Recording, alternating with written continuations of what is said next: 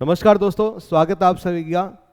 आज का जो वीडियो है पीरियड्स ऑफ इंग्लिश लिटरेचर की इस कड़ी में हम आपसे बात करेंगे कॉमनवेल्थ पीरियड के बारे में, जिसको आप प्यूरिटन एज भी कहते हैं और जिसको आप इंटररेग्नम इस नाम से भी आप इसको जानते हैं।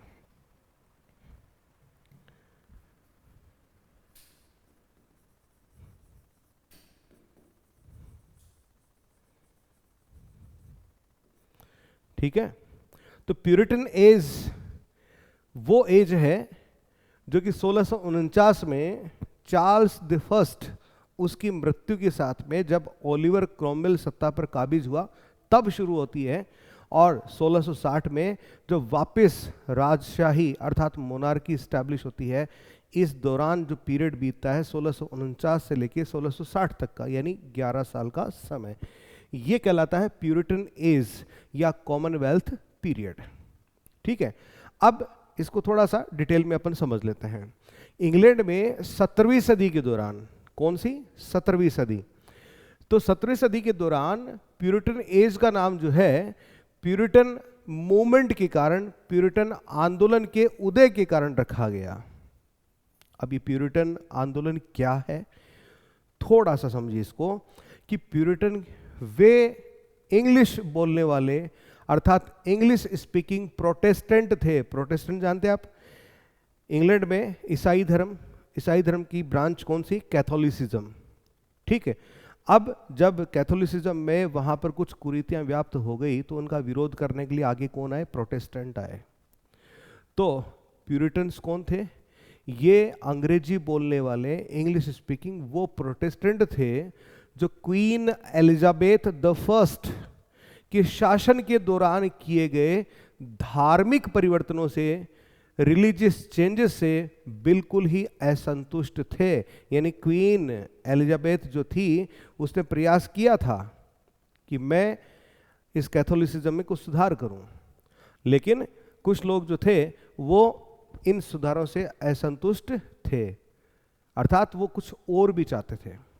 तो वे इंग्लैंड के चर्च को पूरी तरह से शुद्ध करना चाहते थे, शुद्ध यानी प्योर, और नाम क्या है मूवमेंट का, प्यूरिटन।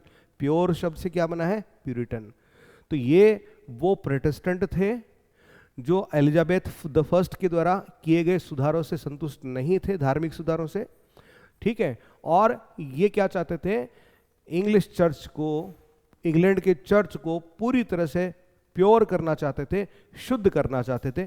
जैसे कि चर्च के अंदर जो हायरार्किकल लीडरशिप होती है, हायरार्किकल लीडरशिप, ठीक है, उससे असंतुष्ट थे। पादरियों के लिए विशेष कपड़े होते थे, अलग तरह के चोगे वगैरह पहनते थे, कुछ रोब्स वगैरह पहनते थे, उनसे ये असंतुष्ट थे। और भी चर्च में करी जाने वाली बहुत तरह की रिचुअल्स थी जिनसे ये बहुत ही ज्यादा असंतुष्ट थे। ठीक, तो इन सब को हटाना इनका उद्देश्य था। किनको हटाना, ये जो रोमन कैथोलिक जो चर्च होते हैं वहां पर ये जो ढकोसले किए जाते थे, रिचुअल्स किए जाते थे, हायरार्किकल जो लीडरशिप थी उनकी, उनके द्वारा पहने जाने वाले कपड़ों तक की वो बात करते थे, इन सबको हटाना चाहते थे। ढोंग पाखंड सबको हटाना चाह रहे थे। ठीक है, तो इसको ये क्या करना चाह रहे थे, शुद्ध करना चाह रहे थे। और शुद्ध को अपन क्या बोलते हैं, प्योर, और प्योर शब्द से क्या बना है, प्यूरिटन। ठीक है, तो ये ईसाई धर्म के शुद्ध रूप में यानी प्योर फॉर्म में विश्वास करते थे, और इसी की वजह से इनको शुद्धतावादी अर्थात प्यूरिटन्स कहा गया है। तो हम किसकी बात कर रहे हैं, प्यूरिटन एज की बात कर रहे हैं। आप अपने स्क्रीन पे यहां पर देख सकते हैं। ठीक है, ये मैंने जो कुछ बताया आपको सारा मैंने लिख करके भी आपको ऑलरेडी दे दिया है। ठीक है, तो इसलिए आपको यहाँ पर कोई चीज़ें नोट करने की आवश्यकता नहीं पड़ेगी। अब हम प्यूरिटन एज का जो लिटरेचर है उसकी खास बातें क्या रही उस पे आ जाते हैं, अर्थात इसकी कैरेक्टरिस्टिक्स पे आ जाते हैं। तो इस टाइम का जो लिटरेचर था, जब शासक है क्रोमवेल है, वो किसकी बात कर रहा है, वो प्योरिटी की बात कर रहा है। किसमें, रिलीजियस में। अब रिलीजन के अलावा उसका प्रभाव जो सोसाइटी पे भी पड़ेगा और लिटरेचर पर भी पड़ेगा।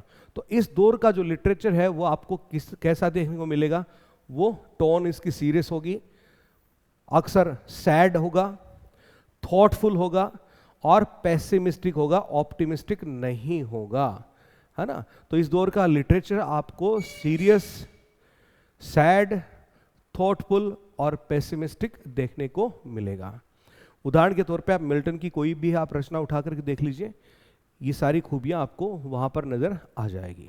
अब प्यूरिटन्स जो थे, चूंकि ये शुद्धतावादी थे, चूंकि ये चर्च में बिल्कुल आमूलचूल सुधार चाहते थे, ठीक है, तो इनका मानना था कि थिएटर जो है इमोरल होता है, अनैतिक होता है, करप्ट होता है, लोगों को भ्रष्ट कर देता है।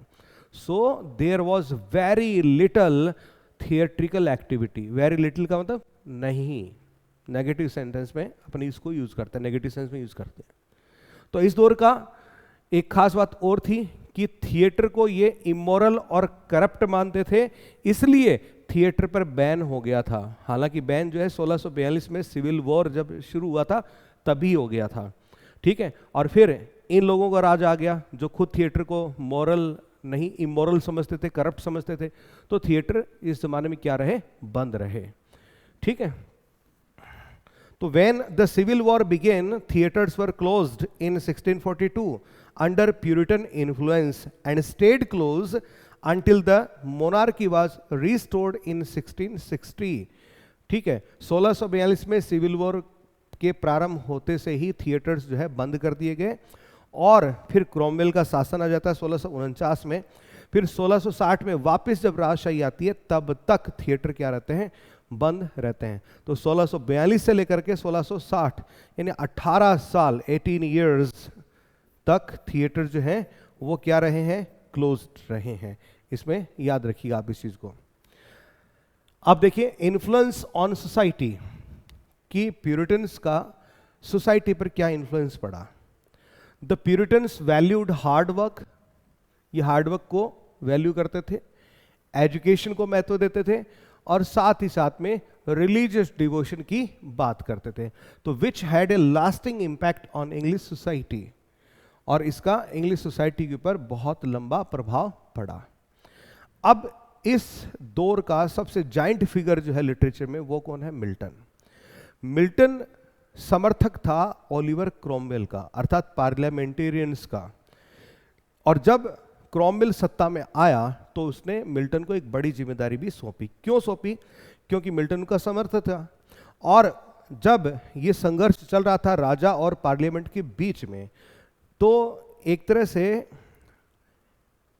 मीडिया के अंदर, उस वक्त तो प्रिंट मीडिया था, ठीक है, प्रमुख, तो प्रिंट मीडिया के अंदर क्या चलता था कि एक तरफ कुछ ऐसे लोग होते थे जो राजा को सपोर्ट करते थे और राजा के सपोर्ट में कुछ न कुछ लिखा करते थे। वैसे ही मिल्टन क्या करता था, मिल्टन पार्लियामेंटेरियंस, प्यूरिटन्स, इनके पक्ष में लिखा करता था। तो इसका इनाम जो है मिल्टन को आगे चल करके क्या दिया गया, इसको सेक्रेटरी फॉर फॉरेन टंग्स, ये पद जो है एक बड़ा मंत्री पद जो है इसको दिया गया, ठीक है। तो देखिएगा, John Milton also worked as a government official, तो सरकारी पद पर इसने काम किया। He served as the secretary for foreign tongues या foreign languages under Oliver Cromwell and wrote many political and religious pamphlets. और इसी दरमियान उसने बहुत सारे क्या लिखे, रिलीजियस, ठीक है, और पॉलिटिकल पैम्पलेट्स जो है उसने लिखे, ठीक है। अब इस दौर के जो प्रमुख किरदार हैं लिटरेचर के, उनकी बात करेंगे। सबसे पहला इसमें नाम आ जाएगा आपका जॉन मिल्टन का, the most important poet of the puritan age and truly represented the puritan spirit. इसने प्यूरिटन स्पिरिट को रिप्रेजेंट किया है। मिल्टन को जब भी आप पढ़ेंगे तो मिल्टन को पढ़ करके आपके चेहरे पे ना तो कोई हंसी आएगी, हंसी को छोड़िए स्माइल भी नहीं आएगी।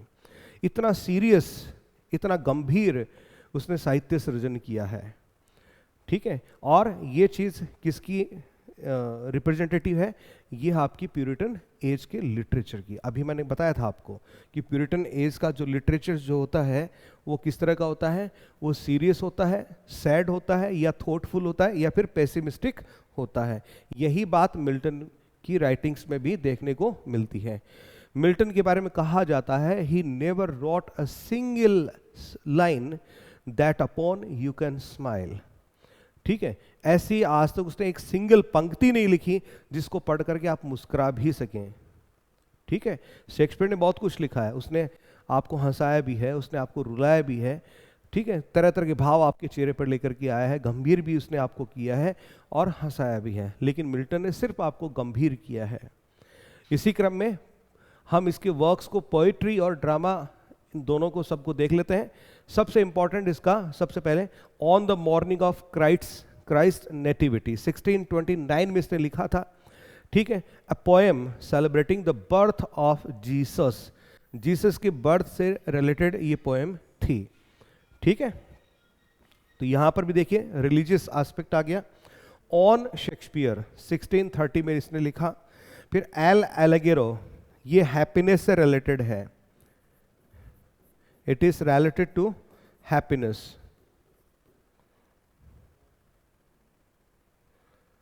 फिर 1632 में इसने एल पेंसरेसो इसने लिखा। पेंसरेसो ये पेसिमिस्टिक टोन का है, मेलांकलिक है, दुख की इसमें बात करी गई है, इसमें हैप्पीनेस की बात करी गई है। फिर इसका आता कॉमस, ये एक मास्क है। मास्क को आप जानते होंगे, a form of entertainment presenting a story of virtue and temptation. इतना सा लिखा है, लेकिन थोड़ा सा आप और एक कदम आगे जान लीजिए। मास्क एक तरह की नाटिका है, नाटक है, जिसको परफॉर्म किया जाता है। स्टेज पे भी इसको परफॉर्म कर सकते हैं। स्टेज के अलावा एक ऐसा दौर था मिल्टन और उससे पहले के काल में, जब बड़े बड़े रईस जो लोग होते थे, राजा महाराजा जो होते थे, ठीक है, उनके घर पे जब कोई प्रोग्राम होता था, कोई कार्यक्रम होता था, तो उस कार्यक्रम में ये जो कलाकार हैं, ये बिल्कुल भड़कीले चमकीले इस तरह के वस्त्र पहन करके जो आम जो मेहमान जो होते थे, मेहमानों के बीच में ही बैठे रहते थे। And all of a sudden, in order to surprise the guest, in order to entertain the guest, ठीक है, उनको मेहमानों को एंटरटेन करने के लिए, उनको सरप्राइज करने के लिए भी ऑल ऑफ ए सडन वो बाहर निकल करके आते, और उन्हीं के बीच में कोई रेज्ड प्लेस होता है, स्टेज जैसा, उसके ऊपर जाकर के नाटक का मंचन जो है वो शुरू कर देते थे। और स्पेशली ये लोग कुछ मुखोटे लगा करके रखते थे। ठीक है, और ये रिप्रेजेंट करते थे वर्च्यू एंड वाइसेस को। क्लियर? तो कॉमस क्या था? एक मास्क था। और मास्क क्या होता है? एक नाटिका जिसका इनैक्टमेंट जो है वो स्टेज पर भी हो सकता था और पब्लिक के बीच में भी हो सकता था। तो इस तरह का एंटरटेनमेंट जो है उस जमाने में अमीर लोगों का एक शगल हुआ करता था कि जो पार्टी देते थे तो उस पार्टी के अंदर इस तरह से कोई मास्क नाटिका जो है वो प्ले करवाते थे, उसका मंचन वो करवाते थे। क्लियर? तो कॉमस जो है मिल्टन ने लिखा 1634 में लिखा था।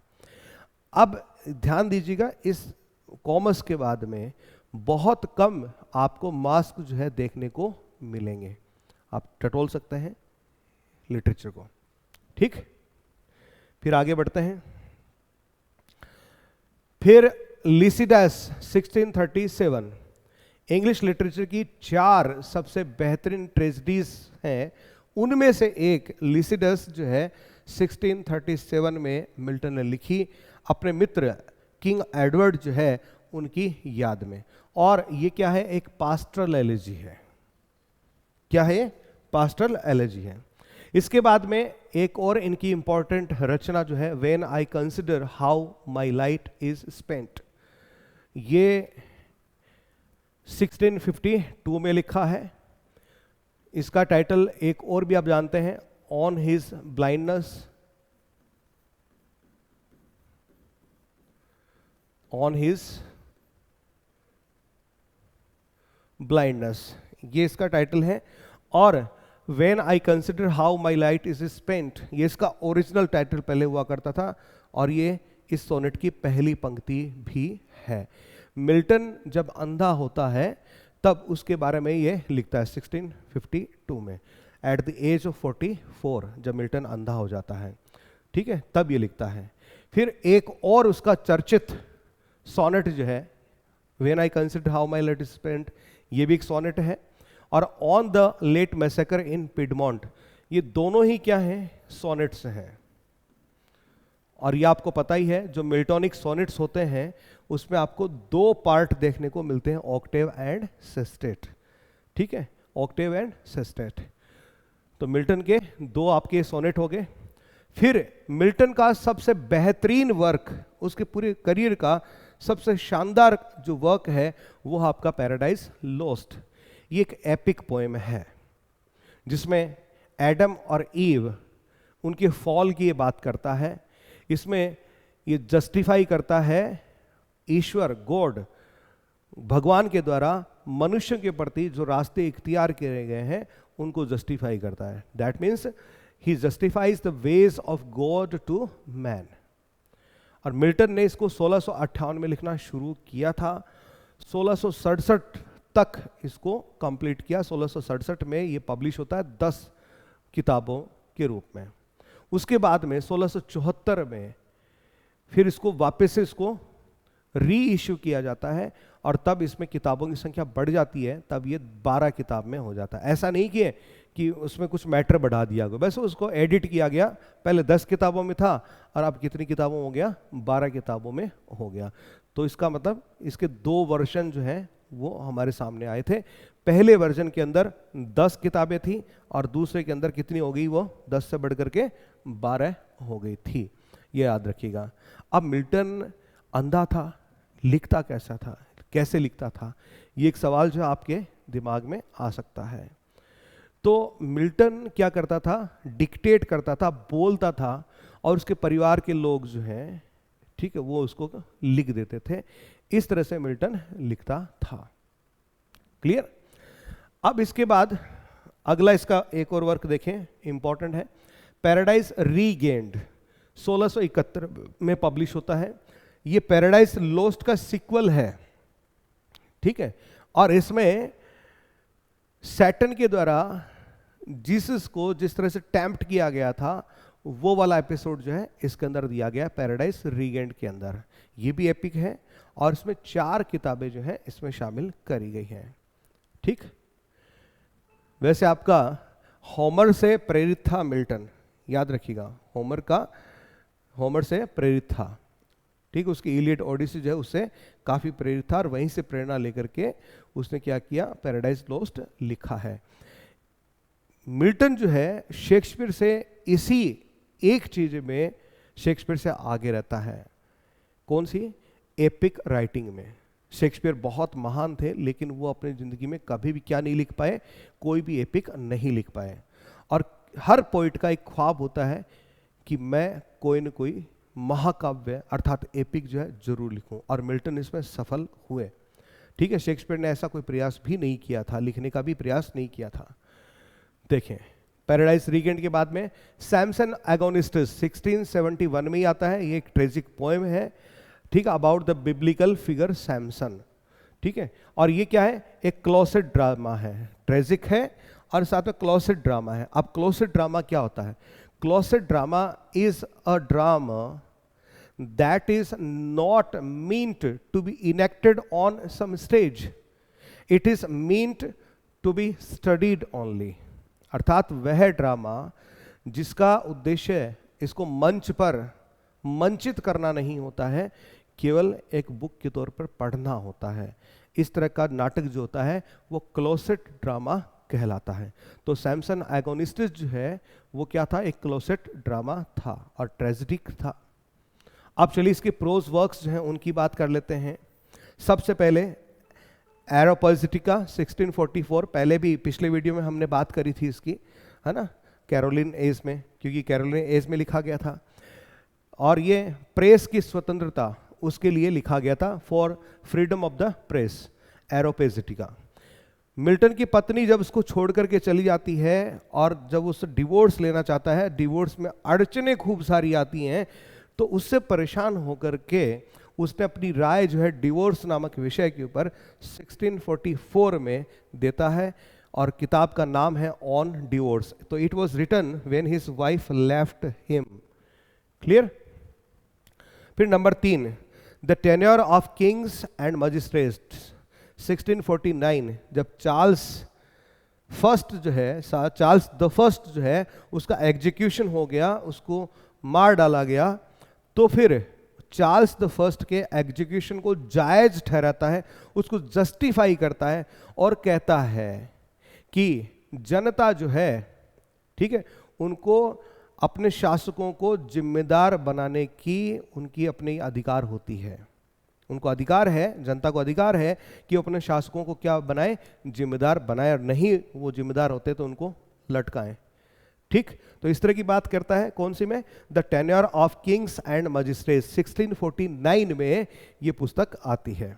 ठीक है, चलो जी आगे बढ़ लेते हैं। अब मिल्टन के बाद में एक और नाम जो आपको याद रखना चाहिए वो है जॉन बनियन। ठीक, 1628 से लेके 1688 तक। Grace abounding to the chief of sinners, वैसे प्राय इसका नाम इतना ही लिखा और पढ़ा जाता है, पूरा नाम तो है इसका grace abounding to the chief of sinners. 1666 में आई थी। ठीक है, और पुस्तक को हम अक्सर केवल क्या नाम से जानते हैं, ग्रेस अबाउंडिंग नाम से जानते हैं। ये इनकी चर्चित पुस्तक थी। इसके अलावा इससे भी ज्यादा चर्चित थी द पिलग्रिम्स प्रोग्रेस, 1678 में आती है। ठीक है, the life and death of mister badman, ये इतनी इंपॉर्टेंट नहीं थी। द होली वॉर, ये भी इतनी इंपॉर्टेंट नहीं थी। ऊपर की जो दो हैं ये ज्यादा इंपॉर्टेंट हैं। फिर आगे बात करेंगे रिचार्ड बैक्स्टर का 1615 से 1691, the saints everlasting rest 1650, the reformed pastor 1656, और a call to the unconverted, ये इंपॉर्टेंट है, 1657। बस इतना इसमें याद रखना है आपको।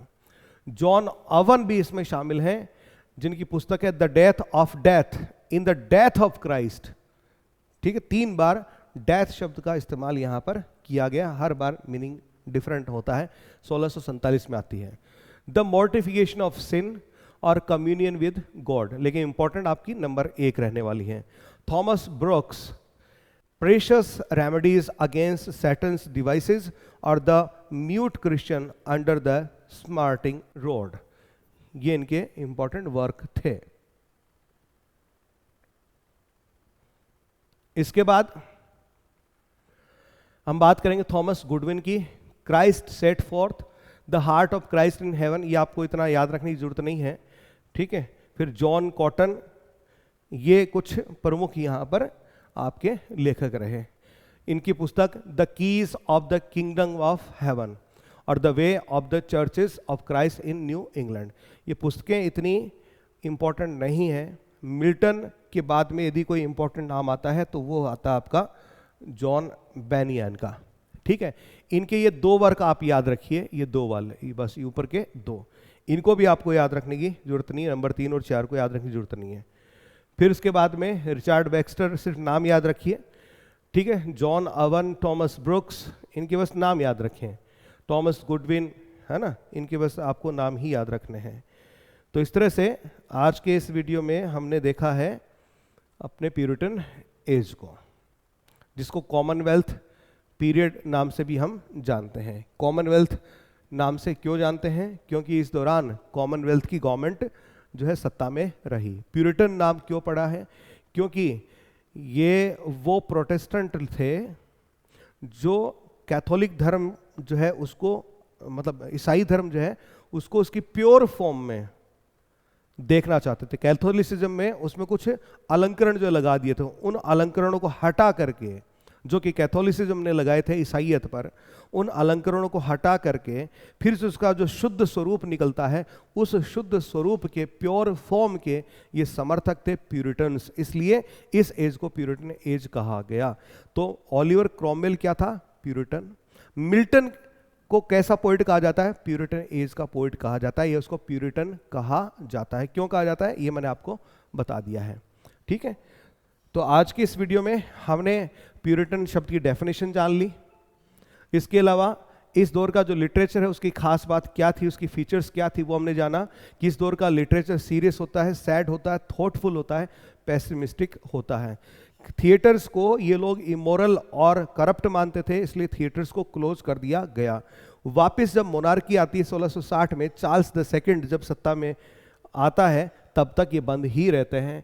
सोसाइटी पर इन्फ्लुएंस जो है प्यूरिटन्स का एक लंबा इफेक्ट पड़ता है। ये हार्ड वर्क को, ठीक है, एजुकेशन को, रिलीजियस डिविजन को सपोर्ट करते थे। जिंदगी आप धर्म के अनुसार जिए, इनका ये कहना होता था, ठीक है। आप आनंद भी उठाते हैं तो उस धर्म के दायरे में रह करके उठाइए। क्लियर? तो इस तरह का इनका मानना होता था। मिल्टन जो है, उनकी बात करें तो मिल्टन को यहाँ के एक गवर्नमेंट ऑफिशियल पद जो है वो दिया गया था, काफ़ी इंपॉर्टेंट था। और इसी चक्कर में, एक्सेसिव राइटिंग के चक्कर में, जो कि इनके प्यूरिटन्स के लिए मिल्टन किया करते थे, उसी की वजह से मिल्टन की क्या चली जाती है, आंखें चली जाती है। जब 44 वर्ष के थे इन द ईयर 1652, तब इनकी आंखें चली जाती हैं। लेकिन बावजूद तब उनको ये लगता है कि मैंने कोई अच्छा काम नहीं किया अभी तक लाइफ में, सिर्फ मैंने तो अभी इन पार्लियामेंटेरियंस को, प्यूरिटन्स को, इनको सपोर्ट किया, इनके सपोर्ट में कुछ लिखा है, लेकिन ईश्वर, गॉड, उसके लिए मैंने अभी भी उनकी सेवा में कुछ नहीं लिखा है, जबकि मेरे पास टैलेंट है। तो फिर वो डिसाइड करते हैं कि भले मेरी आंखें चली गई हों, लेकिन मैं बोल दूंगा, घर वाले लिख देंगे तो मैं कुछ अच्छा लिख पाऊंगा। तो जितना श्रेय मिल्टन को जाता है लिखने को पैराडाइज लोस्ट का, उतना ही श्रेय उन लोगों को भी जाना चाहिए जिन्होंने इसको सहयोग किया होगा लिखने में। ठीक है, तो ये मिल्टन का इसमें रोल रहा। मिल्टन के अलावा भी अपन ने कुछ और नाम यहाँ पर जाने थे, और सबसे बड़ा मिल्टन के बाद में यदि कोई नाम आता है तो वो है जॉन बेनियन का। इसके अलावा आपको सिर्फ नाम याद रखना है रिचर्ड वैक्सटर का, जॉन ओवन का, टॉमस ब्रुक्स का, टॉमस गुडविन का और जॉन कॉटन का। ठीक है, बस ये चीज आप इसमें ध्यान रखिएगा। क्लियर? तो चलिए, आज के लिए इस वीडियो में इतना काफ़ी है, जहां पर अपन ने कॉमनवेल्थ पीरियड और प्यूरिटन एज के बारे में अच्छे से जान लिया है। अगले वीडियो में आप लोगों से फिर से मुलाकात होगी, तब तक के लिए आप इजाज़त दीजिए। बहुत बहुत धन्यवाद। Thank you.